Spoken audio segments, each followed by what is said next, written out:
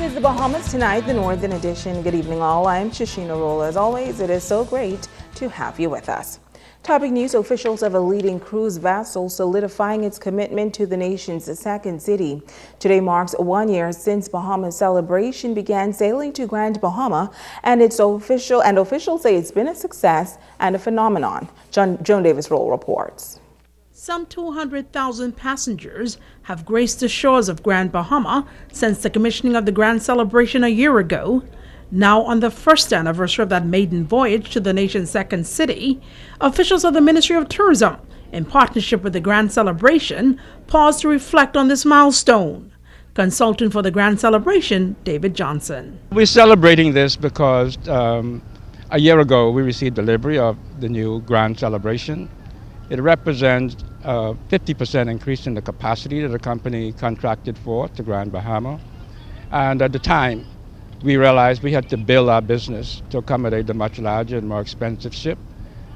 We have now delivered over 220,000 passengers, over 180 voyages to Grand Bahama. It's had an impact of over $45 million in spend in this economy. And we are employing Bahamians on our ship. The mega vessel, known for its floating hotel and first-class amenities, has become a popular cruise service from West Palm Beach, Florida to Grand Bahama. Johnson says their efforts will not stop there.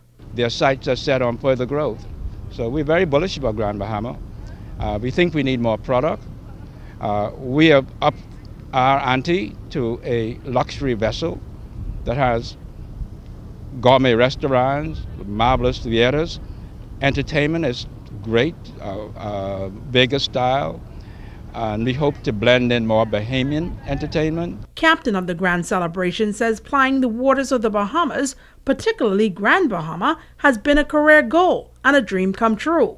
He says it speaks volumes about the island, its people, and the destination. My first visit to the Bahamas was in 2001.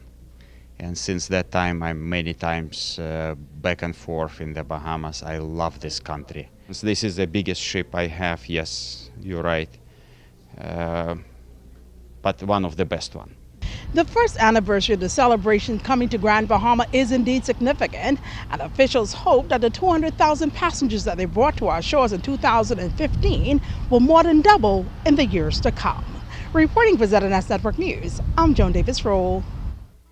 Thank you, Joan. Well, the nation's leader telling the House of Assembly that more time is needed to adequately address the issues surrounding the Hawksbill Creek Agreement review. The Prime Minister announcing that a further extension is required. In addressing the House of Assembly on Wednesday, Prime Minister Perry Christie says that there is still a great deal for the government to digest and consider before settling the way forward based on the study by the consultants and, more especially, the report from the committee. The nation's leader says having listened carefully and received visionary recommendations, it should be clear that further work needs to be done to enable the design of a strategic plan and its implementation. He says the government will also need further time for consultation with relevant stakeholders as to whether it should acquire an entity interest in the Grand Bahama Port Authority. No longer can an entity like the Grand Bahama Port Authority be licensor and licensee, regulator and investor, with no rights of appeal by licensees, without inherent conflicts and varying levels of dissatisfaction. The nation's chief says while the review committee gathers and analyzes further information, a committee of cabinet led by himself is currently engaged in discussions and negotiations with the Grand Bahama Port Authority and with stakeholders on pertinent issues and recommendations. It is a considered view that the presence of the central government of the Bahamas would be able to provide the necessary balance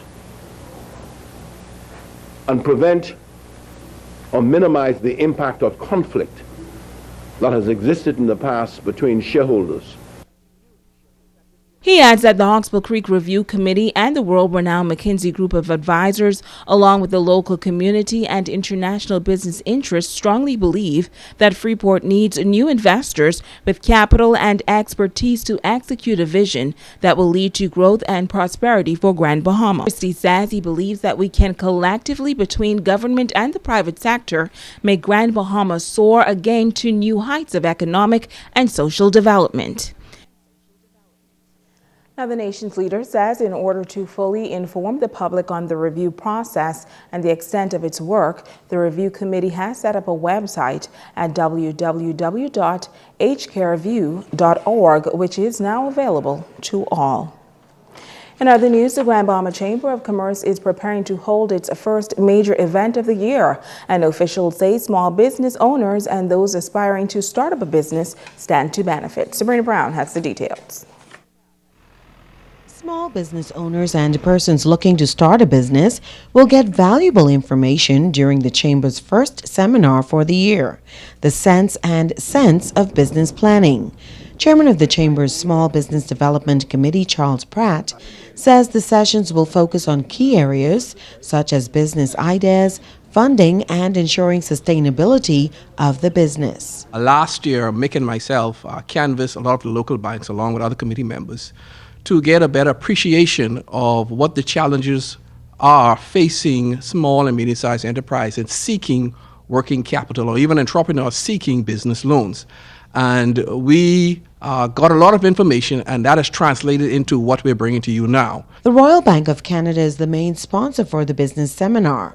Representative Marvin Adderley explains why many entrepreneurs fail to secure funding at local banks. If you're starting a new business and you're looking for funding, one of the things that banks look for is, well, who is your target market?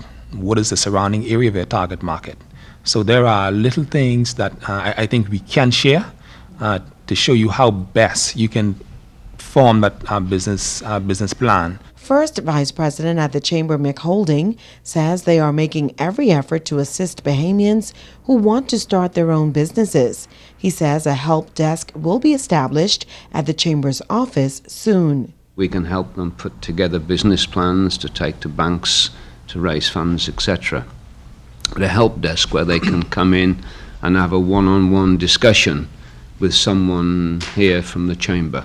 The business seminar will be held on Thursday, February 11th in the conference room at the Chamber's office. Sabrina Brown, ZNS Network News.